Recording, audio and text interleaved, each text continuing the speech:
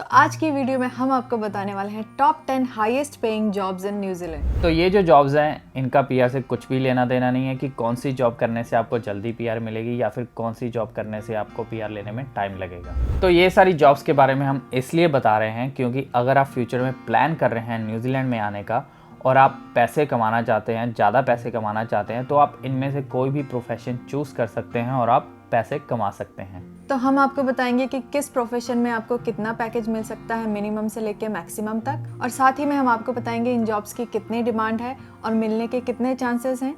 5 means मिलने के chances बहुत ज़्यादा हैं और 1 मीन्स मिलने के चांसेस बहुत कम हैं। नंबर 1 पे है हेल्थ केयर की जॉब। हेल्थ केयर में आता है नर्सिंग या सपोर्ट वर्कर या फिर केयर गिवर। हेल्थ केयर में जितनी भी जॉब्स आती हैं, चाहे वो नर्सिंग, सपोर्ट वर्कर या फिर केयर गिवर की हो या कोई और भी जॉब्स हों, सबकी डिमांड बहुत ज़्यादा है। पूरे न्यूजीलैंड में इसकी डिमांड है, चाहे आप वो साउथ आइलैंड हो चाहे वो नॉर्थ आइलैंड हो। और नर्सिंग के बारे में हमसे काफ़ी लोग क्वेश्चन पूछते हैं कि नर्सिंग के बारे में और डिटेल दीजिए, हमें और जानना है नर्सिंग के बारे में। तो नर्सिंग के लिए हम एक पूरी वीडियो बनाएंगे डेडिकेटेड, जिसमें हम नर्सिंग के बारे में आपको स्टडी, रजिस्ट्रेशन, पीआर, एवरीथिंग सब कुछ डिस्कस करेंगे उसमें। बट वो टॉपिक काफ़ी बड़ा है तो अभी हम यहाँ पे डिस्कस नहीं कर सकते, तो अभी सिर्फ हम बात करेंगे पैकेज की। और हेल्थ केयर का जो पैकेज है वो स्टार्ट हो जाता है 52K से लेके 80K पर ईयर, और इसमें ऑड्स ऑफ गेटिंग जॉब्स हैं 5 आउट ऑफ 5। हेल्थ केयर की जो जॉब है ऑल ओवर न्यूजीलैंड अवेलेबल है और आपको ऑल ओवर न्यूजीलैंड ये कहीं भी मिल जाती है। उसके बाद नंबर 2 पे जो हाईएस्ट पेइंग जॉब आती है वो आती है आईटी की। न्यूजीलैंड में अप्रॉक्सीमेटली 2000 फर्म्स हैं आईटी की, और उसमें वो 4 से 5000 लोग एवरी ईयर हायर करते हैं from overseas on different visas.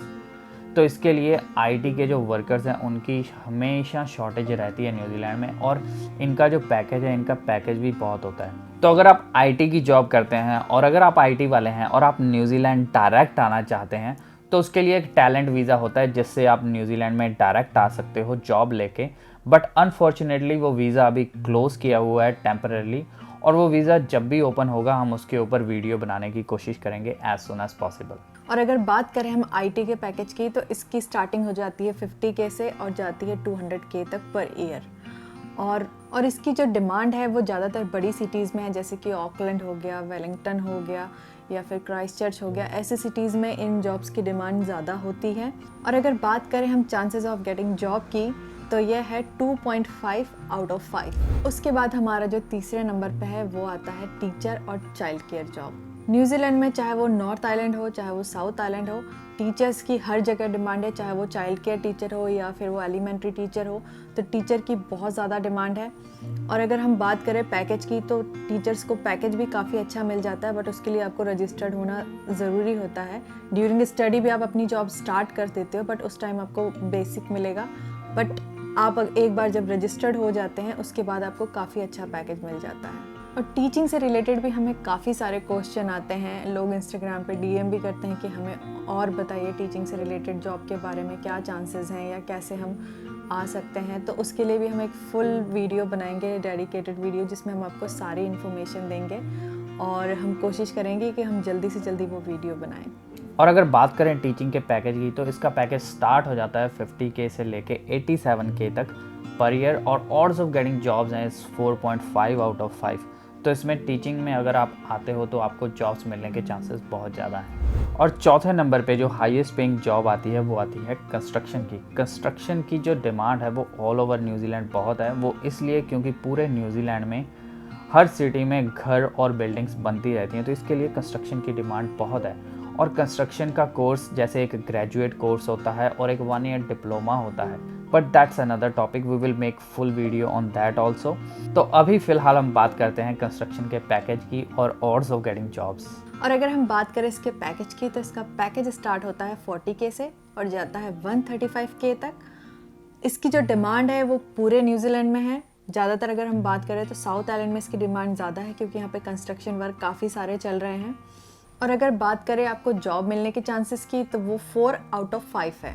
और इसके बाद 5th नंबर पे हमारा आता है इलेक्ट्रीशियन जॉब। इलेक्ट्रीशियंस की भी यहाँ पे काफ़ी डिमांड है, क्योंकि कंस्ट्रक्शन का काम चलता है तो कंस्ट्रक्शन के साथ साथ इलेक्ट्रीशियंस की भी ज़रूरत होती है, तो इसलिए इनकी भी काफ़ी सारी डिमांड होती है, चाहे वो साउथ आइलैंड हो चाहे वो नॉर्थ आइलैंड हो, सभी जगह इनकी डिमांड है। तो कई सारी जो कंपनियां हैं उनमें एक्सपीरियंस एम्प्लॉय चाहिए होते हैं, लेकिन साथ साथ में वो नए एम्प्लॉय को भी चांस देते हैं, क्योंकि डिमांड इसकी बहुत ज़्यादा है। और बात करें अगर इसके सैलरी पैकेज की, तो इसका सैलरी पैकेज जो है वो 54K से स्टार्ट होकर 100K तक जाता है और इसकी डिमांड ऑल ओवर न्यूजीलैंड में है। और अगर बात करें हम ऑड्स ऑफ गेटिंग जॉब्स, तो वो है 4 आउट ऑफ 5। तो इसके जो चांसेस हैं आपको जॉब मिलने के इलेक्ट्रिशियन के बहुत ज़्यादा हैं, अगर आपके पास एक्सपीरियंस और क्वालिफिकेशन है तो। और उसके बाद अगली जो हाईएस्ट पेइंग जॉब है वो है प्लम्बिंग की। तो प्लम्बिंग की भी डिमांड पूरे ऑल ओवर न्यूजीलैंड में है, just like construction and electrician.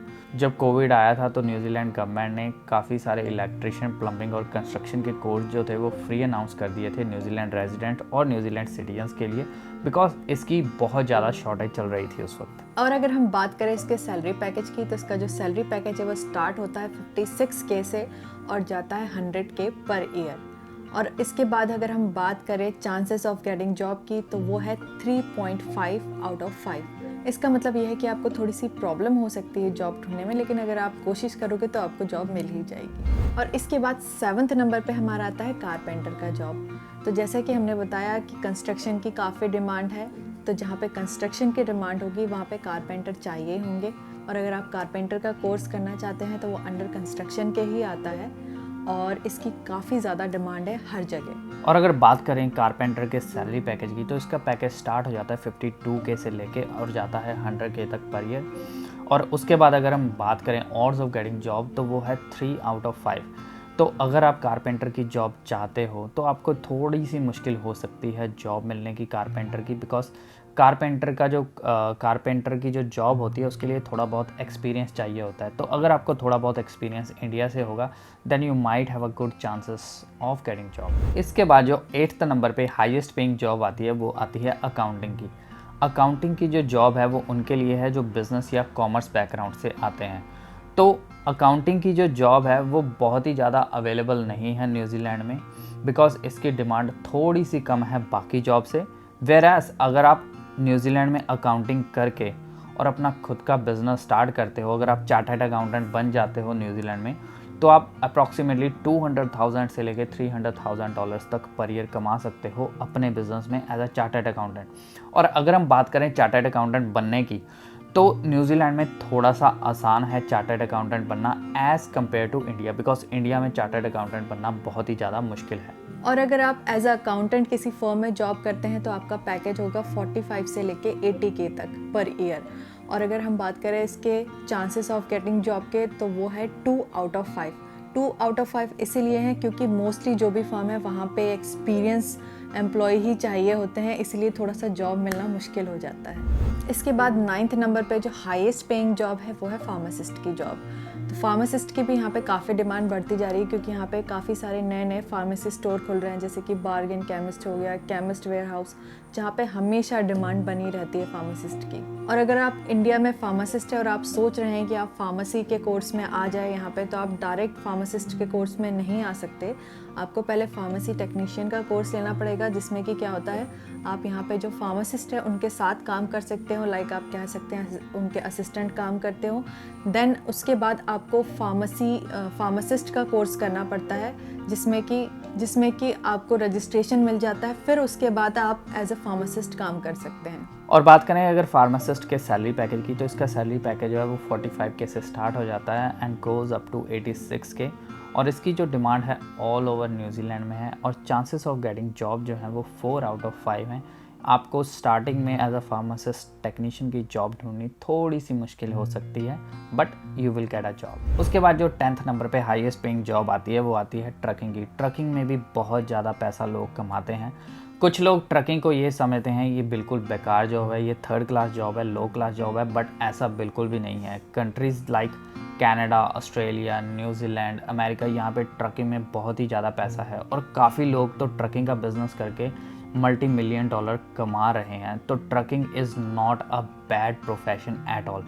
और दूसरी बात, काफ़ी लोग हमसे पूछते हैं कि हम इंडिया से या किसी और कंट्री से डायरेक्ट न्यूजीलैंड आना चाहते हैं ट्रकिंग के बेस पे या ड्राइविंग के बेस पे, बट मैं आपको बता दूं, it is not possible at all. आप सीधे डायरेक्ट जॉब लेके न्यूजीलैंड नहीं आ सकते ट्रकिंग के या ड्राइविंग बेस पे। अगर आपको ट्रकिंग की जॉब करनी है या आपको ड्राइविंग की जॉब करनी है तो आपको न्यूजीलैंड में होना पड़ेगा, आपको न्यूजीलैंड में स्टडी करनी पड़ेगी, या फिर आपका ओपन वर्क परमिट हो तो ही आप ट्रकिंग की जॉब कर सकते हो, या फिर अगर आपके पास PR हो तो ही आप ट्रकिंग की जॉब कर सकते हो। अपार्ट फ्रॉम दैट आप डायरेक्ट किसी भी और कंट्री से न्यूजीलैंड में डायरेक्ट एज अ ट्रकिंग की या ड्राइविंग की जॉब में नहीं आ सकते। और अगर हम बात करें ट्रक ड्राइविंग के पैकेज की तो ये स्टार्ट होता है 50 से और जाता है 100K तक, बट डिपेंड करता है आपके पास कौन सा लाइसेंस है। हो सकता है आपके पास क्लास 2 हो या हो सकता है आपके पास क्लास 5 हो, तो वो डिपेंड करेगा कि आपको कितना पैकेज मिलेगा। उसके साथ साथ अगर आपको और ज़्यादा इन्फॉर्मेशन चाहिए ट्रक ड्राइविंग की जॉब की या ट्रक ड्राइविंग के बारे में, तो हमने इस पर फुल वीडियो ऑलरेडी बनाई हुई है, आप जाके वो वीडियो दे सकते हैं। डिस्क्रिप्शन में हम लिंक भी डाल देंगे जिससे कि आप जाकर वो वीडियो देख सकते हैं। और अगर हम बात करें डिमांड की तो इसकी हर जगह डिमांड है न्यूजीलैंड में। मोस्टली जितनी भी बड़ी सिटीज़ हैं लाइक ऑकलैंड हो गया, क्राइस्टचर्च हो गया, वेलिंगटन, जितनी भी लाइक बड़ी सिटी हैं वहाँ पे इसकी ज़्यादा डिमांड है। और अगर हम बात करें चांसेस ऑफ गेटिंग जॉब की तो वो 5 आउट ऑफ 5 है। दैट मीन्स अगर आप न्यूजीलैंड में कहीं भी हो और आप ट्रक ड्राइविंग की जॉब चाहते हो तो आपको मिल ही जाएगी आसानी से। तो कमेंट करके बताइए कि ऐसा कौन सा इनमें से प्रोफेशन है जिसमें आप आने में इंटरेस्टेड हो। तो आज की वीडियो यहीं ख़त्म करते हैं। Don't forget to subscribe.